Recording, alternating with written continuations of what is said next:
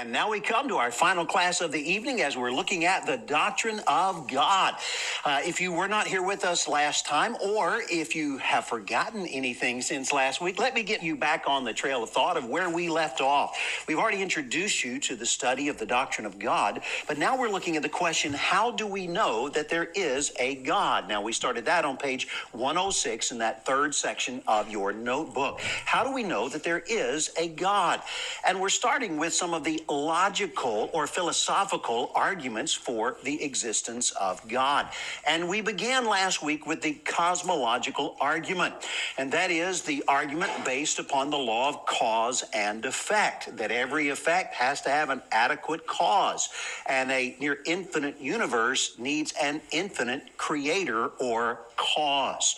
And so an infinite creation demands an infinite cause and an all-powerful, all-knowing, uncaused first cause. That's what we're looking for when we're looking at the idea of how do we know that there is a God from the cosmological argument. So if you'll notice on the next page, on page 107, you scan down the page until you see number 4, how that as we talk about this first cause, we have to understand that to be first, it has to be first.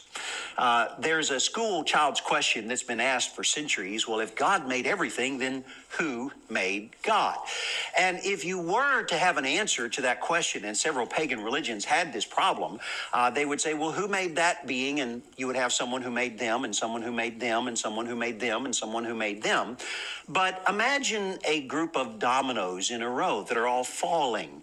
There has to be the first one, or there has to be a first cause that bumps the first domino and starts the chain of falling. Imagine if you were looking at a very long train and you could not see either end, and someone asked you, what's pulling that boxcar? And you said, the one in front of it. And well, what's pulling that? The one in front of it. Well, what's pulling that? The one in front of it. At some point, you have to get to the beginning of the train to actually be at the first cause.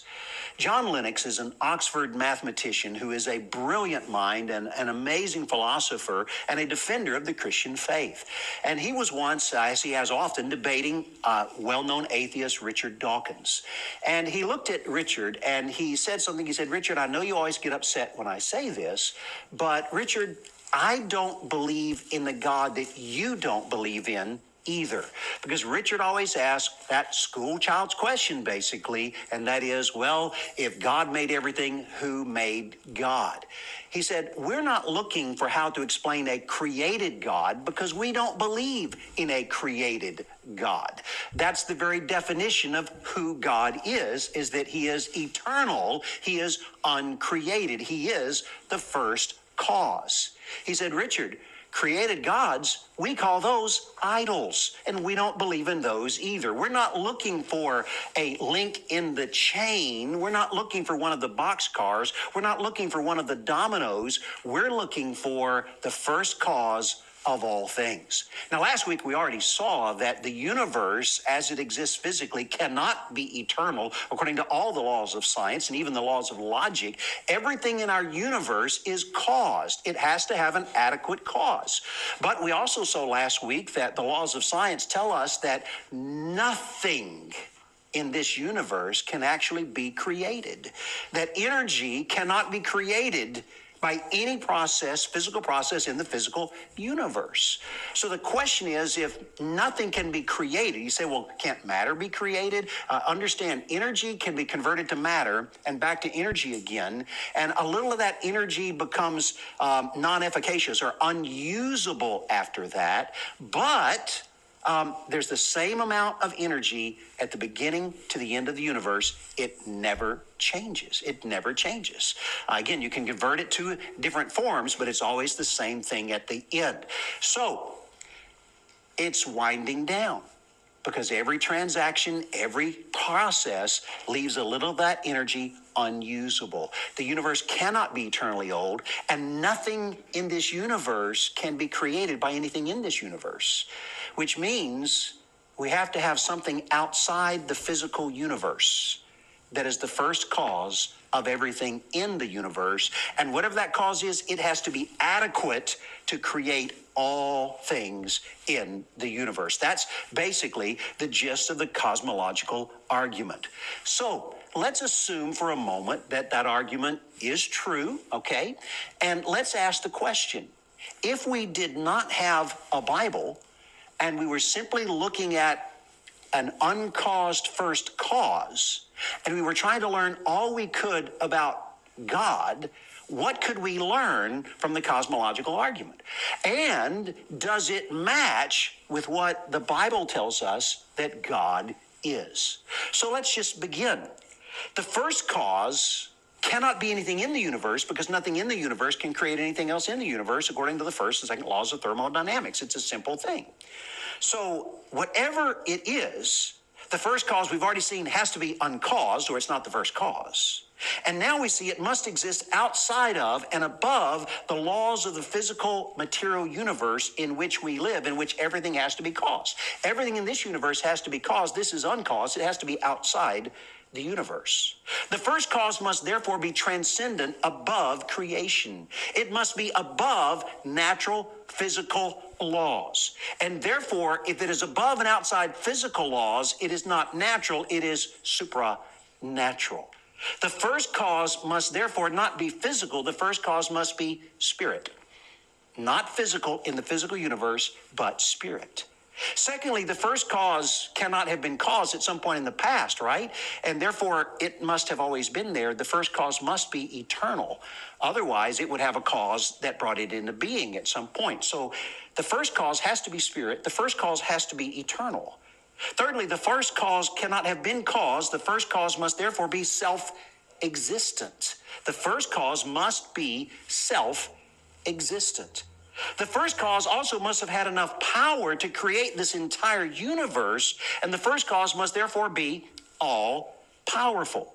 Consider for just a moment the fact that protons, neutrons, and electrons in an atom are held together with a force of 1 billion tons per cubic inch. Do you realize how much power is in an atom? You've seen nuclear explosions and nuclear weapons. When we split atoms, unbelievable amounts of power is released.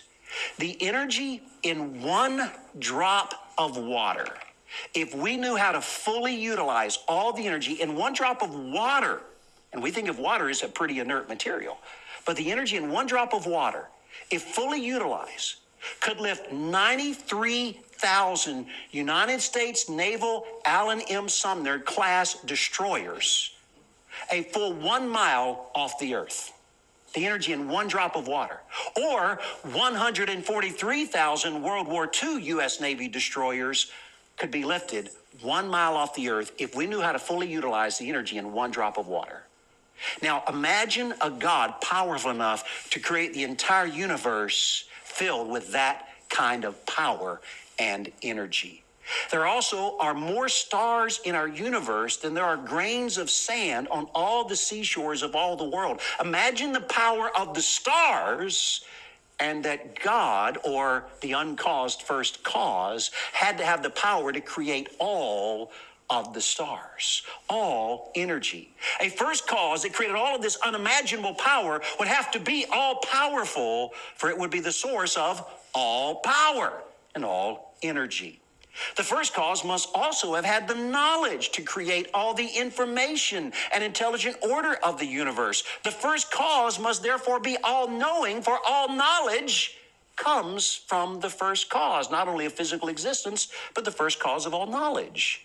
The first cause would also have had the ability to choose to create the universe. The first cause could not just be this, ethereal power floating out there with no mind or ability to choose. It had to have the ability to make the decision to actually bring the universe into existence.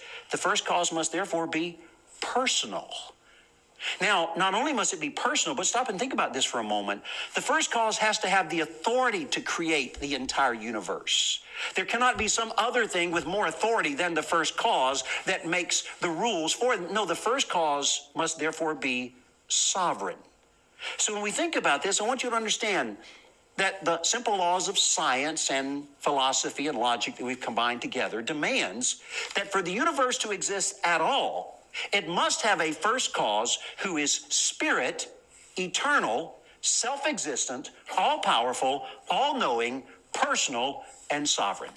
What else or who else other than the Creator God, the great I am that I am, could be and is all of this? Now, I have to say that some of you may be a philosophy student. Some of you may be familiar with the arguments and counter-arguments that have been given down through the ages concerning the cosmological argument. If this were a class on philosophy alone, where we had the time to get into all of that, I would love to give you the counter-arguments and counter-arguments to those and all of that. But what I want to do is simply say that some of you may have watched a YouTube video, which seems to be the level of education that some people think they need in order to have a brilliant, intellectual, scholarly mind nowadays. I've seen one YouTube video where it said that David Hume disproved the cosmological argument long ago. And that's considered to be something very common within the philosophical world, that, oh, David Hume refuted this, and therefore, we don't have to worry about the cosmological argument anymore. Those of you who are familiar with that should also know some other very powerful facts.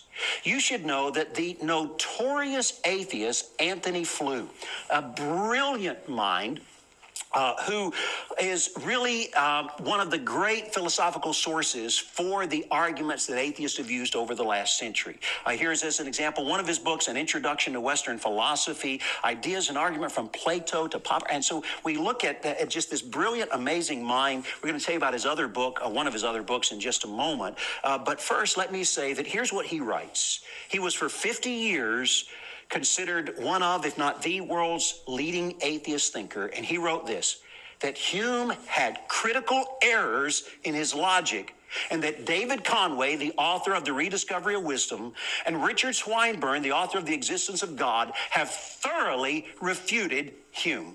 So if you've heard Hume discounts this, you should read the rest of the story, okay? If you want to be educated, look at both sides of an argument, not just one. So that is, in a nutshell, the cosmological argument and what it tells us about the existence and the nature of God. Next, we come to the design or teleological argument. And this argument is simply this, that the existence of design implies a designer. The intelligent design, purpose, and order of the universe indicates an intelligent designer. The heavens indeed declare the glory of God, and the firmament showeth forth his handiwork, Psalm 19:1. Now, in a moment, I want us to look at just a few of the amazing facts of the incredible information in our universe and in cellular systems and so forth. But let me just try to help you understand the gist of this argument. I have an Apple Watch. With this watch, I can not only tell time. With this watch, I can check my heart rate. I can give myself a heart test to see if I am an AFib or not. If I fall down and I'm unconscious, it will call medical help for me.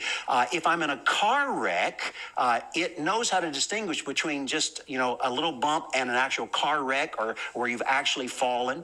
And it will check with you first. If you don't answer, it will make the call. But it will contact law enforcement. When I had a wreck a few years ago in front of this building and got hit by a car or a truck that was going about 60 miles an hour, and I was in a compact car, I didn't have to call for medical services because it automatically happened for me. With this, I can check the weather. With this, I can make phone calls. With this, I can do many, many, many other things. I can play games on this. I can use it as a radio when there's not cell service, and the list goes on and on and on and on. So you ask me, where did you get this watch? It was amazing.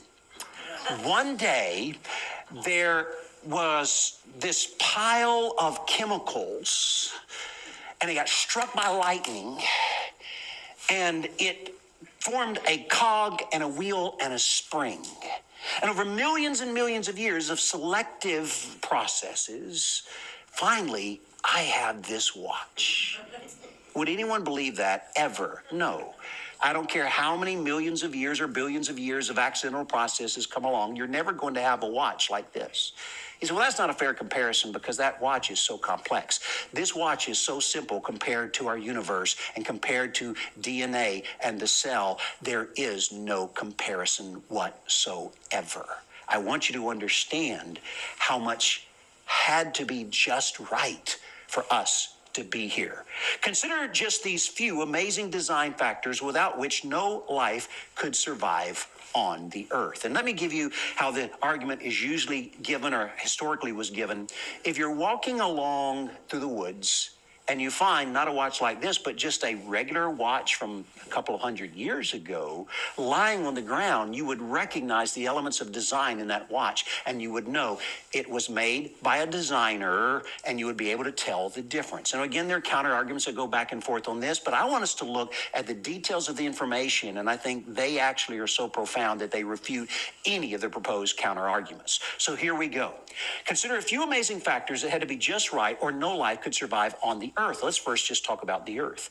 The size of the earth has to be just right for there to be life. Have you ever watched Star Trek? Have you ever noticed that they go to planet after planet after planet, and they're radically different sizes, and the gravity is all exactly the same as here, and the atmosphere is exactly the same as here? They'll fly up, and this is one of the things that I think is so sad, but if you're going to enjoy sci-fi, you have to ignore science, okay? Because they will have people living on the planet and people living on the moon of the planet, and the planet will be, 20 times larger, and the gravity is exactly the same, and the atmosphere is exactly the same. That doesn't happen. If the planet is not just the right size, it is impossible for it to have an atmosphere or a gravitational field that would be possible for life. If the earth were just 10% larger or smaller, no life could exist on this planet. But it's not just the size. The distance from the sun has to be just right. If it were too far, it would be too cold. If it were too close, of course, it would be too hot for life to exist on the earth. So it has to be just the right size and just the right distance. And if you're only looking at two factors, you might say, well, we found other planets that seem to be the right size and the right distances. We're looking out there. Maybe there are other planets that have life. That's just getting started. It also has to have just the right tilt.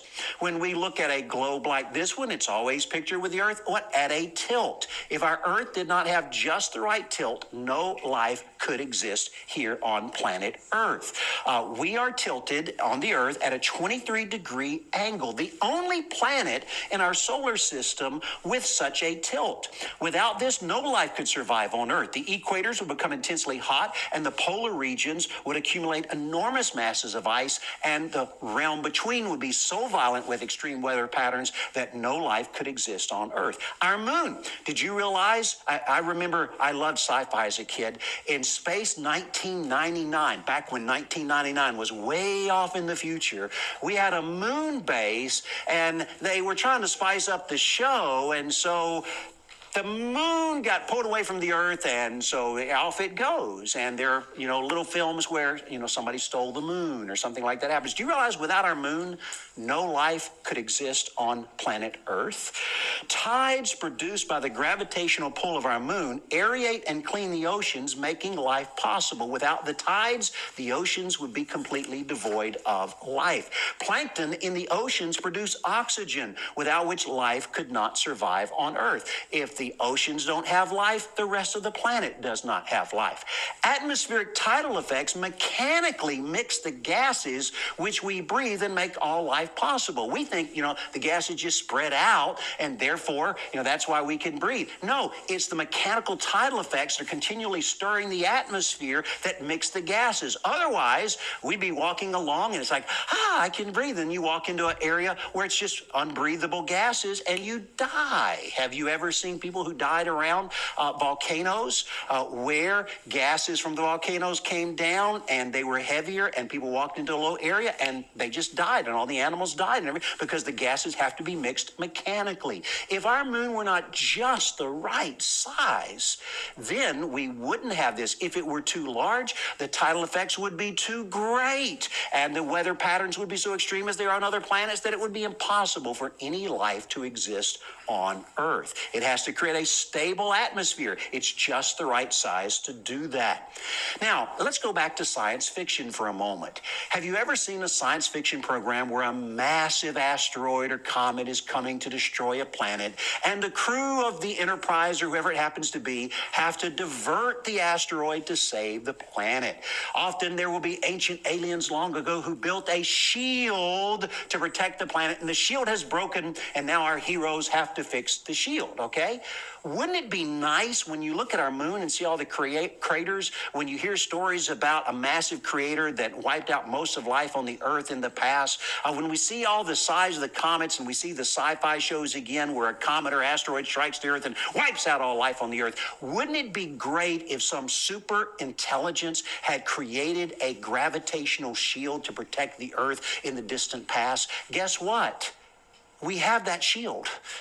And the superintelligence that created it is none other than God. You say, what are you talking about? What is this shield? This shield is the planet Jupiter.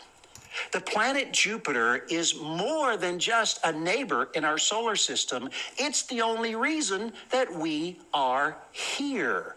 This is the largest planet in our solar system, many times over, large enough to contain more than 1,000 Earths and containing more mass than all of the other planets of our solar system combined.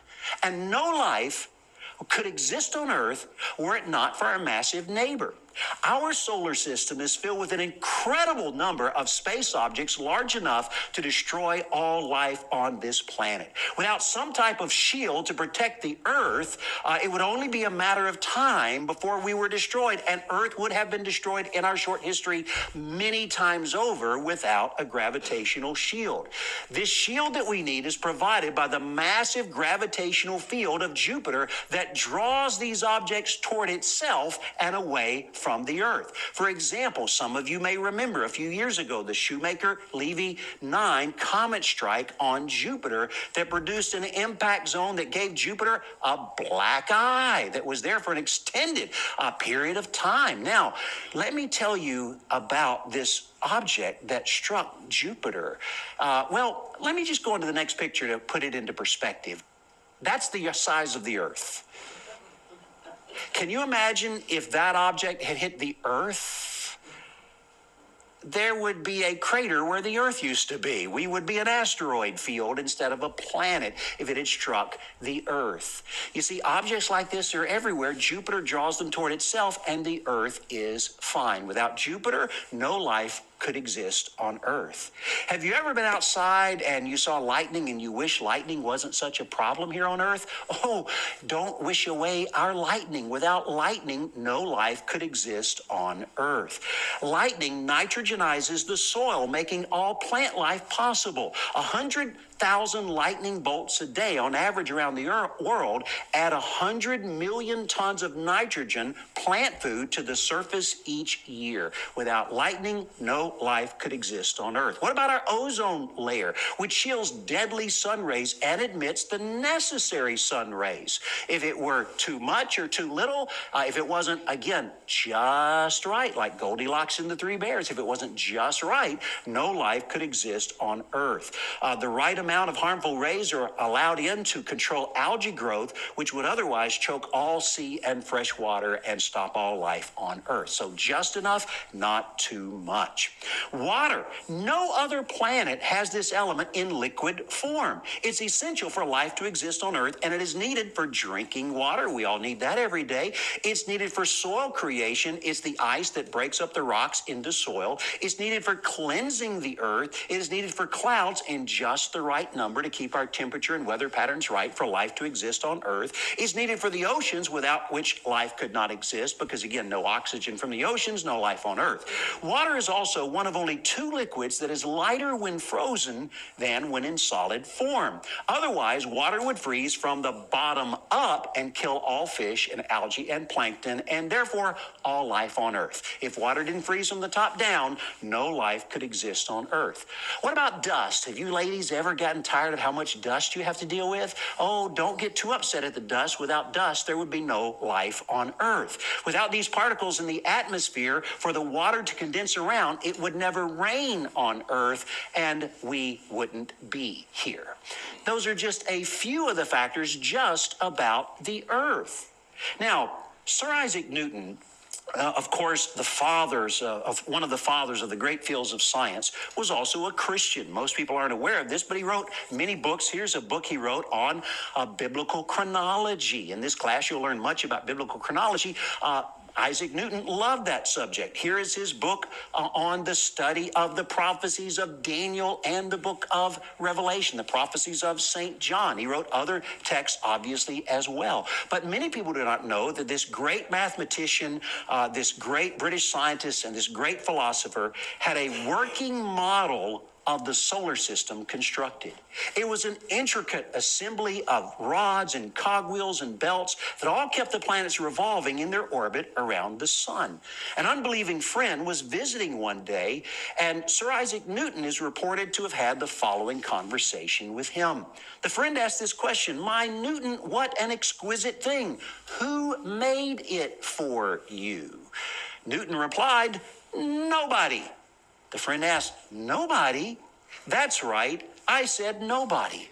All these balls and cogs and belts and gears just happen to come together, and wonder of wonders, by chance, they began revolving in their set orbits with perfect timing.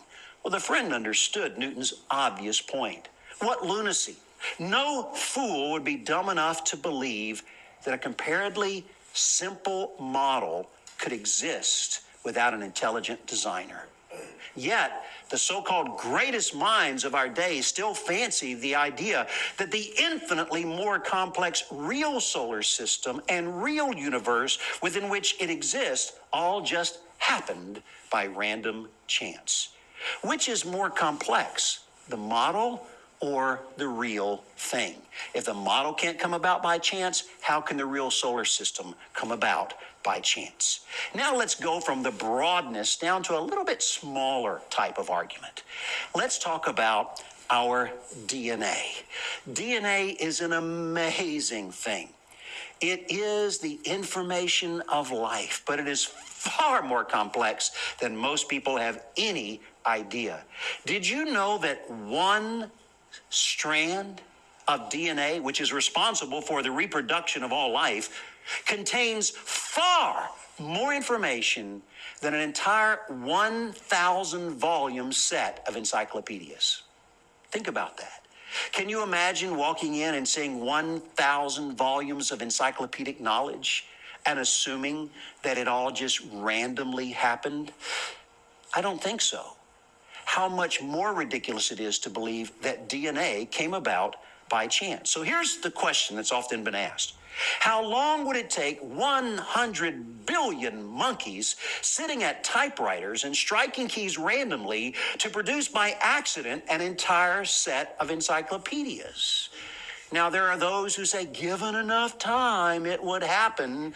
No, it wouldn't. In fact, someone finally did an experiment to find out what happens if you put a room full of monkeys at typewriters. And I will tell you what happens. They throw the typewriters at each other. They defecate on the typewriters. They do all kinds of things. They don't even type. You don't get information from monkeys sitting at typewriters. If they sat there long enough, would you occasionally get words like A? Yeah, you would get that. Would you occasionally get a word A where there was a space before and after it? That would be pretty rare. But would you ever get the word apple? Oh, 100 billion monkeys long enough, you might. But would you ever get sentences, paragraphs that actually contained information? Would you get science textbooks? Would you get blueprints for constructing the most complex machinery ever made by man from monkeys randomly typing? Absolutely not. DNA is far more complex than any of that. Scientists were only able to decode a full single strand of DNA for the first time in late 1999. That's how long it took us with all our computers. We'll tell you more about that later. But cells, even the simplest of which, are thousands of times more complex than all of man's amassed technology. Now, I'm going to just tell you, when we first were taught about cells, if you're a little older, we all heard about the, quote, simple cell. There is no such thing as a simple cell. To illustrate the complexity and magnitude of the information contained in a human cell, consider the following. It has been estimated, and clearly these are just estimates, and you could argue with the exact numbers, but it's been estimated that there are approximately 160 exponential bits of information in all the non-living molecular matter and systems on planet Earth, okay? 160 zeros, that's how much information exists in the molecular systems on Earth of non-organic material. It's been estimated that there are 170 exponential bits of information in all non-living molecular matter and systems in our entire solar system. And it's been estimated that there are 235 exponential bits of information in all of the non-living molecular matter and systems in our entire universe. So that's a lot of information. First off, where did all that come from? But to go from that to cells is a leap so far that it is absolutely unimaginable. When it comes to living systems, there's a quantum leap in the amounts of information involved. The smallest protein molecule necessary as a component of living systems contains, I'm not saying a cell, I'm saying a protein molecule, contains 1,500 exponential bits of information. That's for one protein molecule. Compare that to 235 exponential bits, and you realize you're talking about a number so much larger we can't even imagine it. A single E. coli bacteria contains 7 million exponential bits of information. A human cell contains 20 billion exponential bits of information. Again, this is